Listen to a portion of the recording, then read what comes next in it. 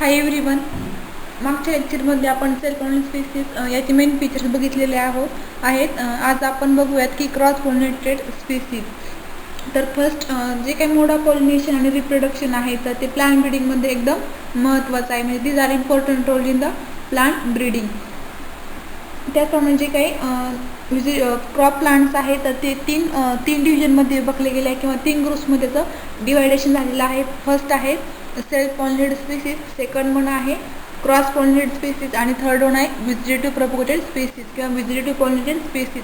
तर फर्स्ट या अगोदर लेक्चरमध्ये आपण बघितलेलं आहे की सेल्फ पॉलिनेटेड स्पीसीज. तर आजच्या लेक्चरमध्ये आपण बघूयात की क्रॉस पॉलिनेटेड स्पीसीज याचे मेन फीचर्स. आता की फर्स्ट बघू introduction. Cross pollinated species, this group refers to cross fertilising species. आता हे जे ग्रुप्समध्ये जे काही प्लांट्स असतील तर जे काही फर्टिलायझेशन असेल तर ते कसं असणार आहे, क्रॉस फर्टिलायझेशन असणार आहे. म्हणजे this refers to the cross fertilising species. Second one, this species produce seed by cross pollination. म्हणजे या प्लांटमध्ये जी काही सीड्स डेव्हलपमेंट आहे तर ती डेव्हलपमेंट ही क्रॉस पॉलिनेशनद्वारे होत असते किंवा त्यालाच म्हटले जाते allogamy, means allogamous species. This species are refers to allogamous species or outbreeders. त्याचप्रमाणे जे काही क्रॉस पॉलिनेटेड स्पीसीज आहे तर त्या स्पीसीजला ॲलोगॅमस स्पीसीज पण म्हटलं जातं, त्याचप्रमाणे आउटब्रीडर्स पण म्हटले जाते. आता काही ठिकाणी आउटब्रीडर्स येईल किंवा काही ठिकाणी ॲलोगॅमस स्पीसीज किंवा क्रॉस पॉलिनेटेड स्पीसीज या सगळ्यांचा मिनिंग हा एकच आहे, म्हणजेच allogamous species. Next one, various plant characters which promote cross pollination includes dichogamy, monoecy, heterostyle, herkogamy and male sterility. म्हणजे वेगवेगळ्या प्रकारचे कंडिशन आहे किंवा वेगवेगळे प्लांट कॅरेक्टर्स आहे की ते क्रॉस पॉलिनेशनला प्रमोट करतात. त्याच्यामध्ये जे काही प्रमोट करणारे कॅरेक्टर आहे किंवा प्रमोट करणारे कंडिशन आहे तर त्याच्यामध्ये आहे की डायकोगॅमी. डायकोगॅमी म्हणजे काय की जे काही अँथर आणि स्टिग्मा त्याचं मॅच्युरेशन हा सेम फ्लावरमध्ये पण टायमिंग हा डिफरंट आहे. म्हणजेच काय, maturation of anther and stigma of the same flower but different time, त्याला म्हटलं ते डायकोगॅमी.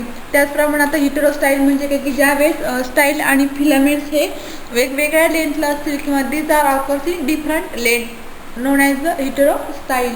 त्याचप्रमाणे हर्कोगॅमी म्हणजे काय की सेल पॉलिनेशनमध्ये फिजिकल बॅरियर येऊन जो काही अँथरभोवती जो काही हायलाइन मेम्ब्रेन आहे तर त्याला म्हटले जाते हर्कोगॅमी. त्याचप्रमाणे मेल स्टरलिटी म्हणजे काय की काही स्पीसीजमध्ये पोलन ग्रेन हे नॉन फंक्शनल असतील किंवा अबसेंट असतील तर त्याला म्हटलं आहे मेल स्टरलिटी. म्हणजेच काय की अशा वेगवेगळ्या कंडिशन आहेत किंवा वेगवेगळे प्लांट कॅरेक्टर आहे की ते क्रॉस पॉलिनेशन म्हणजेच ॲलोगॅमस स्पीसीज किंवा आउटब्रीडर्सला प्रमोट करतात किंवा फेवर्समध्ये आहेत. म्हणजे इन शॉर्ट की त्याच्यामध्ये इंट्रोडक्शनमध्ये की जे काही म्हणजे अशा स्पीसीज की त्याचं फर्टिलायझेशन हे क्रॉस फर्टिलायझेशन होत असते. त्याचप्रमाणे जी काही सीडची डेव्हलपमेंट आहे तर ती takes place through the cross pollination म्हणजेच ॲलोगॅमी. त्याचप्रमाणे हे जे काही क्रॉस पॉलिनेटेड स्पीसीज आहेत त्याला म्हटलं ते ॲलोगॅमस स्पीसीज किंवा आउटब्रीडर्स. त्याचप्रमाणे वेगवेगळ्या प्रकारचे प्लांट कॅरेक्टर्स आहे किंवा प्लांट कंडिशन आहेत की त्या क्रॉस पॉलिनेशनला प्रमोट करतात. Include dichogamy, monoecy, heterostyle, herkogamy and male sterility. म्हणजे अशा वेगवेगळ्या कंडिशन आहेत की त्या क्रॉस पॉलिनेशनला प्रमोट करतात किंवा त्याच्या फेवर्समध्ये असतात. आता आपण त्याचे मेन फीचर्स बघूयात. Main features of cross pollinated species और ॲलोगॅमस स्पीसीज और आउटब्रीडर्स. तर फर्स्ट मेन फीचर्स आहे दे हॅव रँडम मीटिंग. म्हणजे त्याचं जे काही मीटिंग आहे तर ते म्हणजे त्याच्या रँडम जे आहे they have random meeting. In such population each genotype has equal chance of mating with all genotype. म्हणजे त्या पॉप्युलेशनमध्ये प्रत्येक जिनोटाईपमध्ये इक्वल चान्स असतो मीटिंगसाठी अदर जिनोटाईपसाठी. Individuals are heterozygous and have advantages of heterozygosity. म्हणजे याच्यामध्ये आता आपण सेल्फ पॉलिनेशनमध्ये बघितलं की दे हॅव होमोझायगस म्हणजे सेल्फ पॉलिनेशनद्वारे होणार म्हणजे सिमिलर अलील असतील. But in case of cross pollinated species they have heterozygous. हिटेरोझायगस means dissimilar allele for a gene.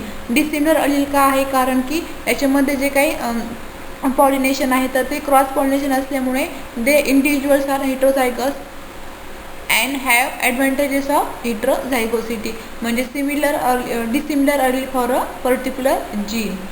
Next, outbreeders are intolerant to inbreeding. Outbreeders म्हणजेच काय की ॲलोगॅमस स्पीसीज किंवा मग त्यालाच म्हटलं ते क्रॉस पॉलिनेटेड स्पीसीज किंवा आउटब्रीडर्स. आउटब्रीडर्स आर इनटॉलरंट टू इनब्रीडिंग, म्हणजे जे काही क्रॉस पॉलिनेटेड स्पीसीज आहेत तर त्या इनब्रीडिंगसाठी इंटॉलरंट असतील किंवा असहाय्य असतील. Next, cross pollination permit new gene combinations from different sources. आता सेल्फ पॉलिनेटेशनचा जर विचार जर केला क्रॉस पॉलिनेशन सोबतच, की त्याच्यामध्ये नवीन जीनची किंवा अदर जीन हे ॲड होत नाही, कारण की त्याच्यामध्ये रेग्युलर सेल्फ पॉलिनेशन होतं. But in case of cross pollinated species there is the permit new gene combination, कारण फ्रॉम डिफरंट सोर्स. त्याच्यामध्ये न्यू जीन कॉम्बिनेशन का बरं होते, की त्याच्यामध्ये त्याचा काही सोर्स आहे तर तो वेगवेगळ्या ठिकाणी आहे. म्हणजेच क्रॉस पॉलिनेशन म्हणजे डिसिमिलर प्लांट. ओके, म्हणजे याच्या क्रॉस पॉलिनेशन्समध्ये नवीन जीनची किंवा नवीन जीन्स हे ॲड होतात. Next, they have wide adaptability and more flexibility to environmental changes. म्हणजे इन्व्हायरमेंटल चेंजेससाठी ते त्याचे जे काही ॲडॅप्टेशन आहे तर ते वाईड ॲडॅप्टेशन आहे, त्याचप्रमाणे मोर फ्लेक्झिबल आहे. म्हणजे एखाद्या कंडिशनची पटकन जे काही क्रॉस पॉइंट स्पीसीज आहेत तर ते पटकन जुळून घेतात किंवा ॲडॅप्ट होतात. आता इन्व्हायरमेंटल चेंजेसमध्ये म्हणजे सपोज की जास्त ह्युमिडिटी असेल किंवा कमी टेम्परेचर असेल किंवा लो टेम्परेचर असेल किंवा जास्त टेम्परेचर असेल, म्हणजे आहे ते इन्व्हायरमेंट कंडिशनला ते पटकन ॲडॅप्ट होतात. म्हणजे ह्या wide adaptability and more flexibility to environmental changes. म्हणजे एक लक्षात घ्या की एक्झाममध्ये क्रॉस पॉलिनेटेड स्पीसीज पण विचारू शकतात किंवा ॲलोगॅमस स्पीसीज पण विचारू शकतात किंवा आउटब्रीडर्स पण विचारू शकतात. तिन्हींचा पण मिनिंग हा एकच आहे.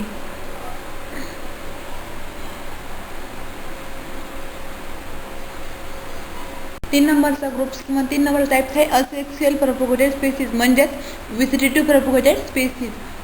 सम crop plants propagate by asexual means by stem or root cutting. म्हणजे काही क्रॉप प्लांट्समध्ये जे काही प्लांट्स प्रोपगेशन आहे ते असेक्सुअल म्हणजेच काय स्टेम कटिंग किंवा रूट कटिंग किंवा अदर मीन्स.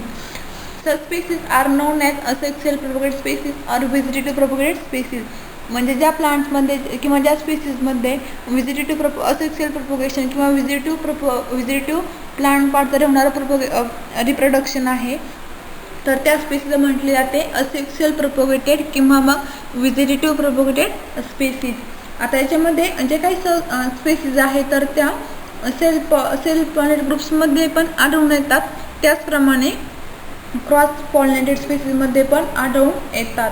आता जनरल जर विचार जर केला तर जे काही असेक्सुअल प्रोपगेटेड स्पीसीज आहे तर त्या हायली हेट्रोझायगोस आहे, त्याचप्रमाणे wide adaptability and more flexibility to environment condition. म्हणजे as like cross pollinated species.